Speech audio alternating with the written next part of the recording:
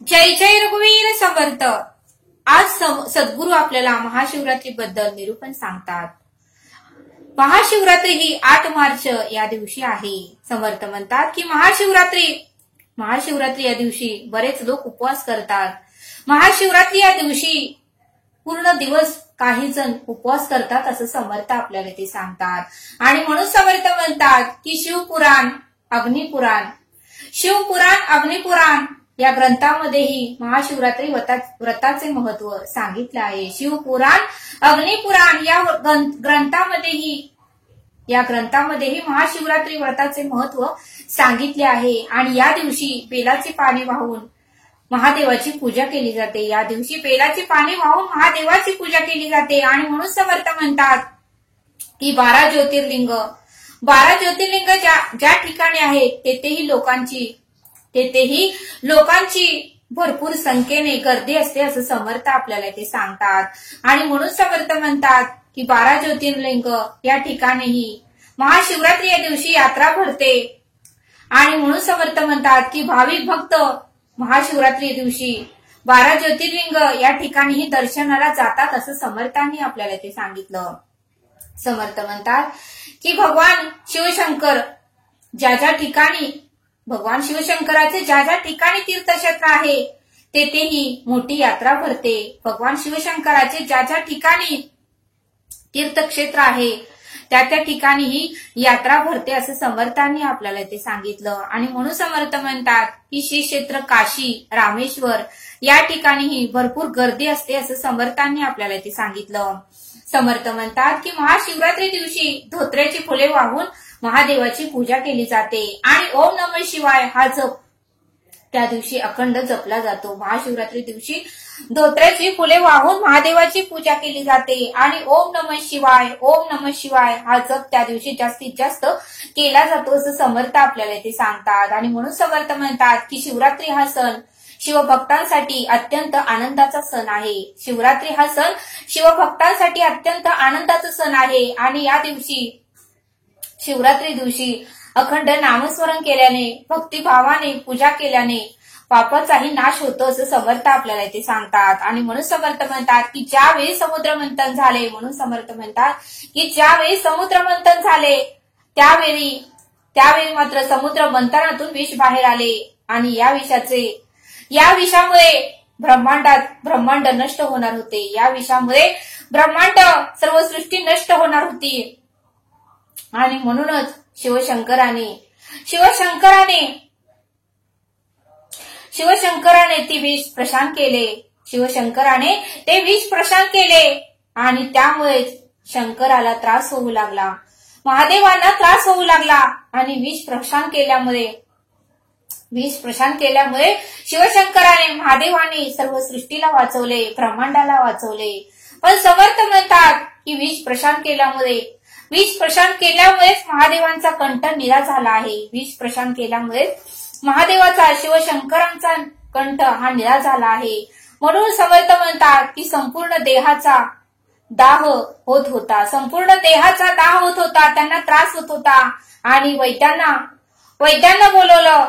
आणि त्यावेळेस वैद्यांनीही सल्ला दिला की महादेवाने संपूर्ण रात्र जागून काढायचं सांगितलं। महादेवाने संपूर्ण रात्र जागून काढायचा सल्ला वैद्यांनी दिला। आणि सर्व देवांनी भगवान शिवशंकराला बरे वाटावे म्हणून महादेवांना बरे वाटावे म्हणून रात्रभर गायन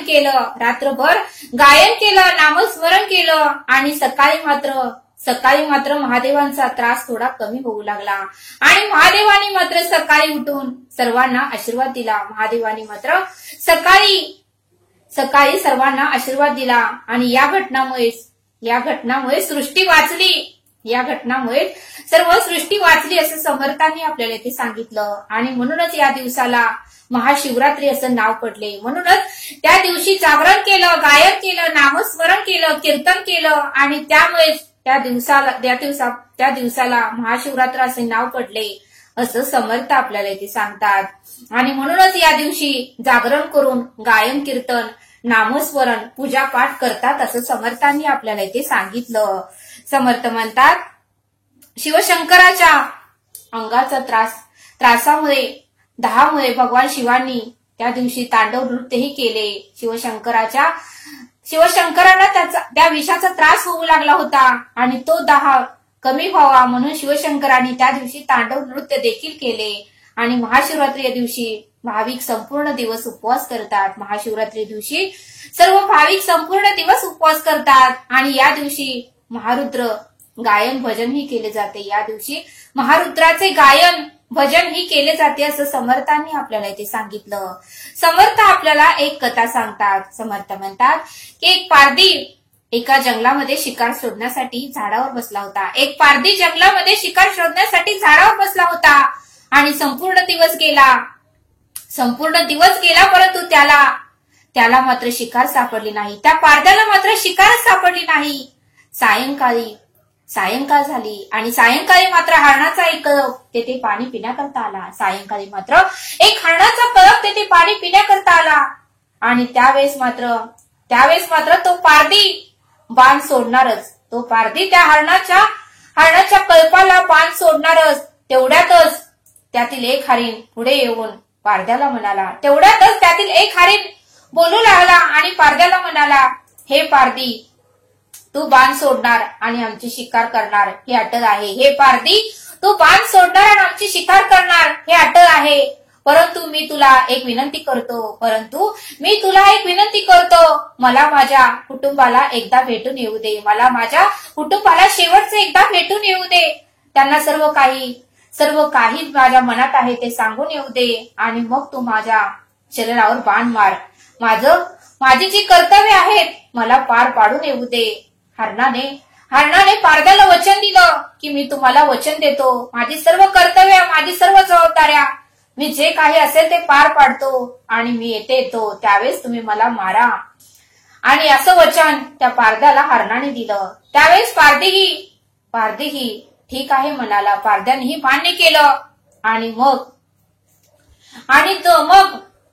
दूरवरून मंदिरातील घंटाचा आवाज येत होता. तेथे मंदिर होते महादेवाचे, शिवशंकराचे थोड्याच अंतरावर मंदिर होते आणि मंदिराच्या घंटाचा आवाज येत होता.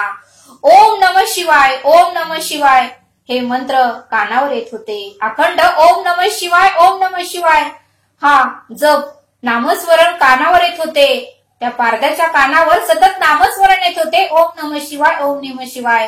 कारण तेथे जवळपासच शिवशंकर महादेवाचे मंदिर होते आणि पारधी ज्या झाडावर बसला होता ते झाड ही बेलाचे होते. समर्थ म्हणतात की तो पारधी ज्या झाडावर बसला होता ते झाड ही बेलाचे होते आणि तो पारधी एक पान झाडाचं तोडत होता.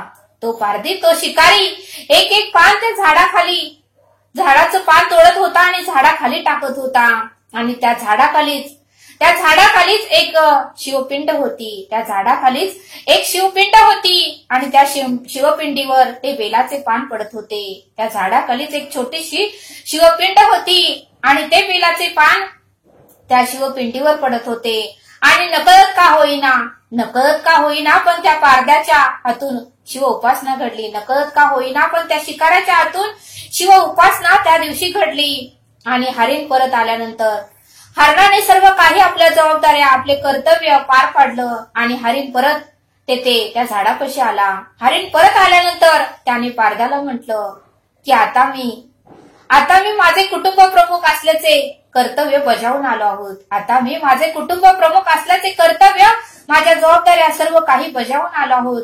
तेव्हा मला आता तुम्ही बाण मारा.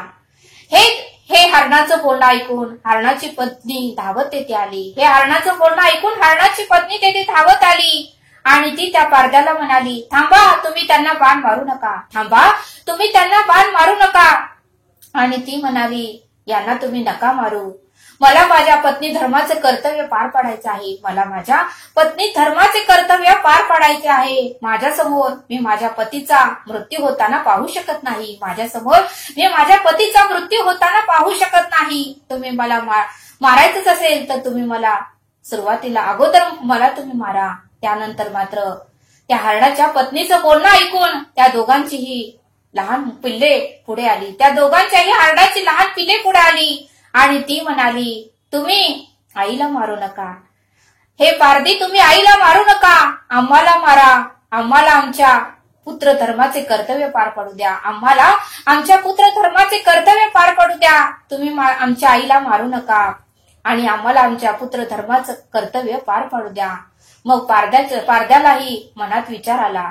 मग त्या पारध्याच्याही मनात विचार आला की हे प्राणी मंत्र असून, हे प्राणी मात्र असून देखील आपल्या कर्तव्यात चुकत नाही, हे प्राणी असून देखील आपल्या कर्तव्यामध्ये चुकत नाही.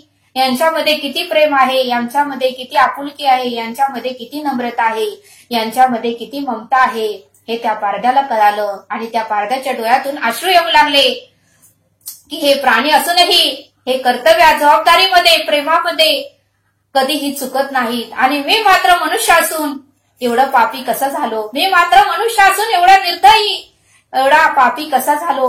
माझा मानव धर्म काय सांगतोय मला की धर्म कर, दया कर, इतरांची मदत कर, इतरांचा आशीर्वाद घे, हा माझा मानव धर्म मला सांगतोय. आणि मी मात्र वेगळंच कर्म करू लागलोय, असं त्या पारध्याला त्याची जाणीव झाली. आणि त्यानेही चांगला विचार केला, पारध्यानेही चांगला विचार केला आणि सर्वांना जीवदान दिले. आणि पारधी म्हणाला की मी तुमच्यापैकी कोणालाही बाण मारणार नाही, मी तुम्हाला सोडून देणार आहे. आणि तुमच्यामुळेच मला आज माझ्याही कर्तव्याची, माझ्याही जबाबदारीची आणि माझ्यामधल्या दयेची, माझ्यामधल्या करुणेची, ममतेची तुम्ही मला आठवण करून दिली, तुम्ही मला जागं केलं आणि खरंच तुमचे खूप खूप धन्यवाद. आणि मी तुम्हाला मारणार नाही, असं पारध्याने त्या हरणांच्या कल्पांना सांगितलं. त्यावेळेस ते हरणाचे कल्पही आनंदित झाले. आणि हे सर्व पाहून महादेव ही हरणावर व त्या पारध्यावर प्रसन्न झाले. हा सर्व प्रकार पाहून महादेव ही त्या हरणावर, त्या पारध्यावर प्रसन्न झाले आणि त्यांनीही सर्वांना कृपा आशीर्वाद दिला आणि सर्वांचा उद्धार केला. हरणाला मृग नक्षत्र म्हणून, तर शिकारी पारध्याला व्यग्र नक्षत्र म्हणून अवकाशात नेहमी स्थान दिले. हरणाला मृग नक्षत्र म्हणून, तर शिकारी पारध्याला व्यग्र नक्षत्र म्हणून आकाशात स्थान दिले. हा प्रसंग ज्या दिवशी घडला, समर्थ म्हणतात की हा प्रसंग ज्या दिवशी घडला तो दिवस महाशिवरात्रीचाच होता. हा प्रसंग ज्या दिवशी घडला तो दिवस महाशिवरात्रीचाच होता. आणि म्हणून समर्थ म्हणतात की अशा प्रकारे आपणही महाशिवरात्री उत्साह सण उत्तमाचा करावा, त्यामागचा हेतू हाच आहे. त्यामुळे समर्थ म्हणतात की शिवशंकर त्या दोघांनाही प्रसन्न झाले आणि त्यामुळेच हरणाचे संकटही निवारले. हरणावरचे जे काही संकट होते तेही निवारण झाले. म्हणून समर्थ म्हणतात की महाशिवरात्री दिवशी अखंड नामस्मरण करा, मनोभावे शिवशंकराची पूजा करा, तुमच्याही संकटाचे निवारण होईल, असं समर्थांनी आपल्याला इथे सांगितलं. आणि म्हणून समर्थ म्हणतात की शिवशंकर महादेवाचे मंदिर ज्या ज्या ठिकाणी आहे त्या ठिकाणी ज्या दिवशी महाशिवरात्री असते त्या दिवशी उपवास असतो, पण दुसऱ्या दिवशी मात्र महाप्रसाद प्रत्येक मंदिरामध्ये असतो. आणि बरेच भाविक लोक ज्यांची उत्तमाची श्रद्धा आहे आणि मंदिरामध्ये जे दान ही उत्तमाची करतात की अनेक लोकांचा आशीर्वाद आपल्याला मिळावा, म्हणून बरेच भाविक लोक या महाशिवरात्री दिवशी दानही करतात. आणि मग दुसऱ्या दिवशी मात्र महाप्रसाद असतो. आणि मग महाशिवरात्री या दिवशी प्रत्येक महादेवाच्या मंदिरामध्ये गर्दी असते, असं समर्थांनी आपल्याला इथे सांगितलं. आणि म्हणून समर्थ म्हणतात की शक्य होईल तेवढं आपणही दान या दिवशी करावे, असं समर्थांनी आपल्याला इथे सांगितलं. तरी महाशिवरात्रीच्या सर्वांना खूप शुभेच्छा. ओम नमः शिवाय. तरी आता आपण येथेच थांबूया. जय सद्गुरु. धन्यवाद.